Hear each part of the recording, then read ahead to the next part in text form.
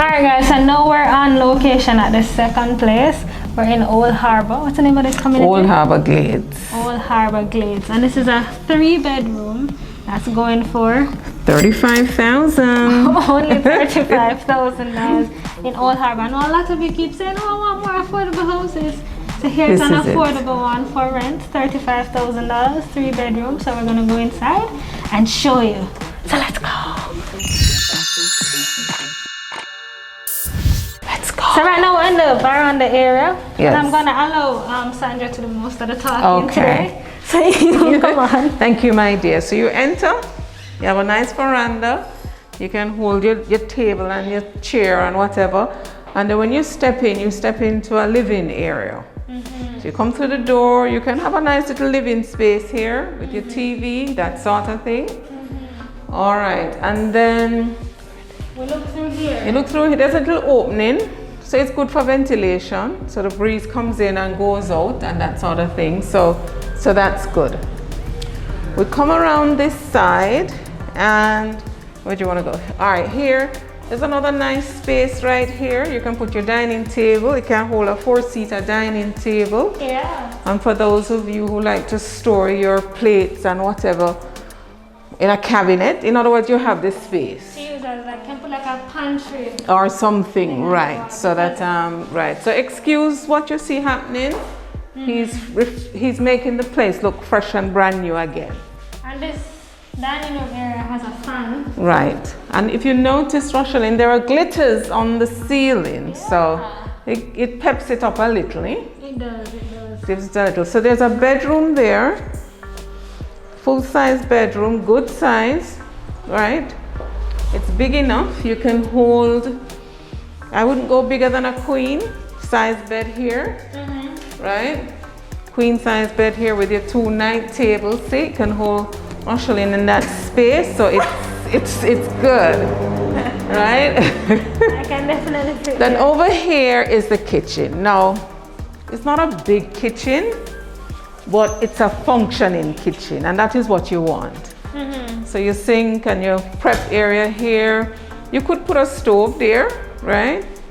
There's actually a space there for a washing machine if you wanted to bring in a washing machine. But where do you put the fridge? I would put my fridge here, somewhere off here. Okay. A nice little fridge, you pull it away. I know there's a switch here. It has to like But right, you could fit a nice fridge here. Right, we have to remember sometimes that we need to downsize what we have, because sometimes the units can't hold, you know, the big fridges anymore. So we have to downsize in our minds too, and physically. So then you have a foot. Should I go back for? She's in the kitchen, so I see your favorite room, the kitchen, right? Come here now. You have 1 bathroom. It's a full bathroom. Shower. They know me that I like getting in the shower. You like getting in the shower? Okay, see, and it can fit, right? It can fit 2 persons too if you want to get romantic. If you need help. You need somebody to scrub your back. Then you need somebody to scrub it. So this is the other bedroom. Nice size again, right? It's a little smaller than the other one, but it's still a nice size, right? You can hold. There's a lot of ventilation there. Window there, and then you have the ceiling fans. So those will remain in the house. Have we left out a bedroom? Have we done all 3? No, we didn't. We left out 1. Okay. You see how much you're getting for the 35? So that's 1 bedroom. Another 2 bedroom. And we're going into the 3rd bedroom now. This I guess is what you'd call your master bedroom. It's the bigger of the 3. Right? There's a door here which leads to the veranda. You could keep it open if you choose to. Bathroom is here. It's a much bigger. Another full bathroom. It's a bigger bathroom. See, let's test it. It's longer, right? So it can hold 2 of us. So it's a nice size bathroom.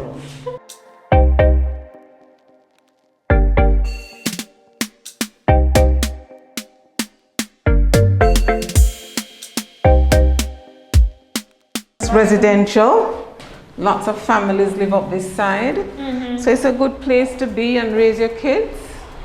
It's like 5 minutes from Old Harbour Square, so it's not that far. If you go in Old Harbour, you want to hit back the highway to go back into town. So it's a nice location, and we can look outside. When we go outside, I'm going to show you. Yeah. You can see some of the houses in the area. Are there any schools in the area?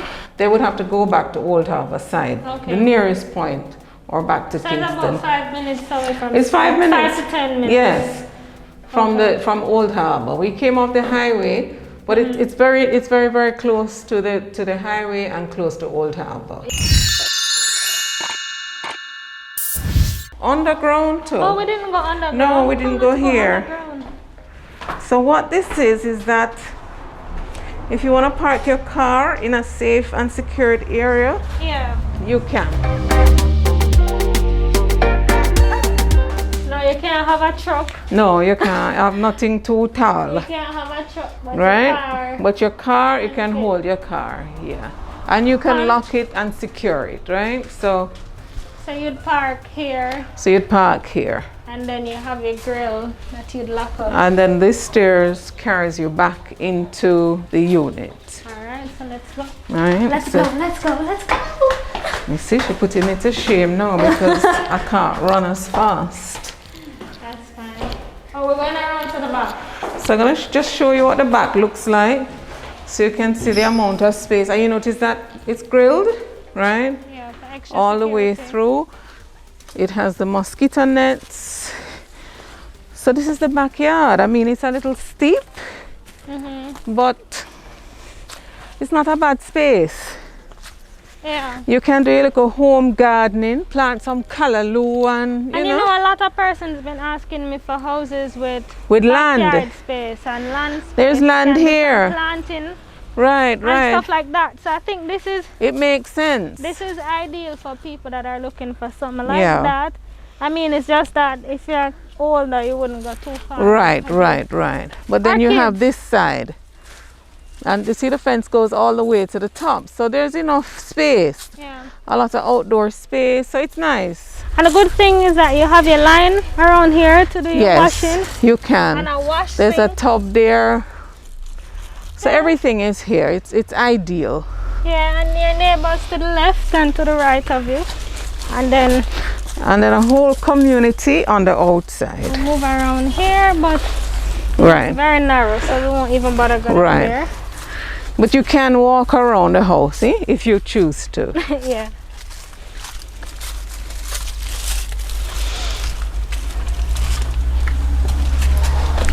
Oh, so you So it's see, nice. You Yeah. can see some houses at the top and a lot of houses and their family. yeah. Lots of families live in the area. So that's what I like about it too.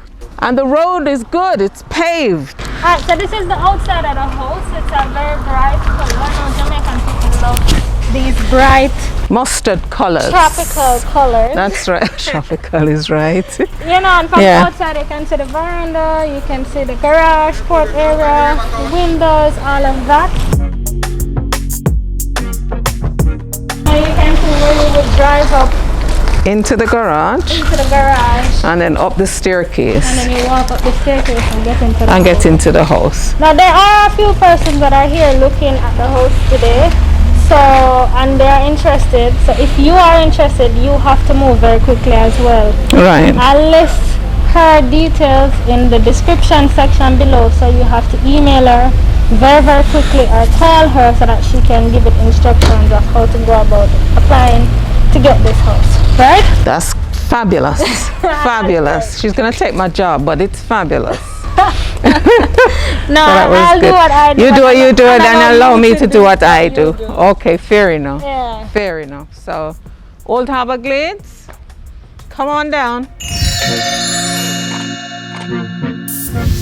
I want you to explain to the viewers what's the rental process in Jamaica. Involves. Yeah, what does it involve? And this is from the tenant's perspective or the landlord's We're perspective? gonna do both. Let's All start right. with the tenant. Let's start with the tenant. What we do, we put the house on show. So let's say I list this unit.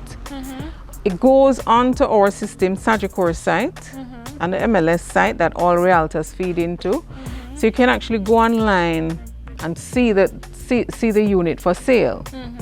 Let's say they see something that they like, they call and then they want to view. So what happens is we set up a viewing like today and invite persons to come in and take a look, walk around, ask questions, anything. They go away. Sometimes people make a decision on the spot. Sometimes people go away and think it through. If there is an interest, there are some forms that they need to complete. Pretty easy forms, offer to rent, that sort of thing. There's another form that speaks about their profile, who they are, where they work, any references. So it's not difficult information. And then you have a copy of your ID, your TRN. But in addition to that, the owner has to see and ensure that you can afford to pay for the unit. So what happens is that we might ask for a job letter or the last 3 pay slips as evidence that you can in fact afford the property. And I was just getting to that. Isn't that a little intrusive? Because I feel like it's almost as if you're going to the bank to take out a bank account. Yeah, people like don't tend to see it as intrusive, but we're heavily regulated. Despite the fact that we're in the real estate market, we're still heavily regulated. We have to do what you call a know your customer form, which is a KYC form, which is a directive from above, that they need to complete. Because that's what some of the questions I keep getting. Yeah. Like, why do you need all of these? Well, these information even especially before making a decision, like even before coming to view the house. Right. Sometimes some of the landlords or realtors ask for this laundry list of yes, information. we don't have a choice. And where the tenants or prospective tenants are looking like, I don't even see the house yet. I give you all this information. What guarantee do I have that the information is going to be safeguarded? I don't ask for the information ahead of time. Yeah. Once a person has an interest, it's at that point we ask for the information. And I think if you put your foot in the shoe of the landlord, he is going to want to ensure that anybody I bring to him as a prospect can afford to pay the rent. But here's another thing about affording to pay the rent. Right. Sometimes, again, we judge persons of what we see or don't see. For example, I've called around in the last season of this show for person asking to see some of these properties, and they'll ask you, okay, so what kind of job do you do? And then somebody may call and say, oh, I'm a makeup artist, a hairdresser, and automatically it's no, not interested because they don't have a corporate 9-to-5 job. I think What do you say? No, I think the difficulty is persons who are self-employed are maybe not as disciplined to keep good records of their business. So as a self-employed person, you need to do your accounting. I'm not telling you to go get a big auditor, but you need to have to show your earnings, your expenses, your profits, that kind of thing. So you're saying that so if a self-employed person approaches you with the... Yes, I've rented to self-employed people, but they can show evidence of earnings. If you tell me, say you're a hairdresser, I say, okay, show me something.